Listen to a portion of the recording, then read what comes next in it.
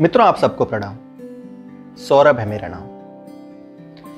आज इस super mom competition में मैं आप लोगों के लिए कोई कहानी या कोई घटना लेके नहीं आया। मैं आप लोगों के पास एक ऐसी कविता लेके आया हूं जो आजकल समाज में चल रही कुरीति के ऊपर है। जो माँ बाप अपने बच्चों को अपनी पूरी जिंदगी दे देते हैं उनके पालने और पोषने के लिए, वही बच्चे बड़े होने पे उनको वृद्धाश्रम में छोड़ देते हैं। ये कविता उसी पे है। इस कविता का शीर्षक है एक बूढ़ी माँ का दर्द। तो सुनिएगा कि तुमको पाने के लिए उसने असहनीय पीड़ा थी झेली, उस पीड़ा में भी उसने रोटियां थी बेली। जिसकी छाती का दूध पीकर तुम बड़े हुए, जिसकी उंगली पकड़कर तुम अपने पैरों पर खड़े हुए। जब तुम चल नहीं पाते थे उसने तुमको चलना सिखाया। जब तुम चल नहीं पाते थे उसने तुमको चलना सिखाया।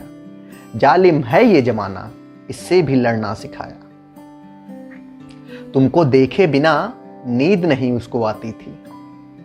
पहले तुमको खिला फिर वो भूख अपनी मिटाती थी। जिसने खुद से ज्यादा तुमको प्यार दिया, अपना संपूर्ण जीवन तुम पे वार दिया।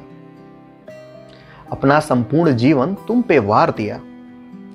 आज जब वो बूढ़ी हो चली है, बेल नहीं सकती रोटियां। जीवन के उसके ये वो घड़ी है। तब तुमने उसको त्याग दिया, तब तुमने उसको त्याग दिया। पकड़ी थी जो कभी उंगली, उसको वही उंगली दिखा के डांट दिया। उसको वही उंगली दिखा के डांट दिया। असहनीय रही होगी पीड़ा, कैसे उसने उसको झेला होगा। अवश्य ही तन्हाई में अश्कों का लग गया रेला होगा। अवश्य ही तन्हाई में अश्कों का लग गया रेला होगा। आज बदले जमाने के साथ उसकी आंखों का तारा कहीं खो गया है। धुंधली हो चली उसकी जिंदगी में उसका उजाला कहीं खो गया है।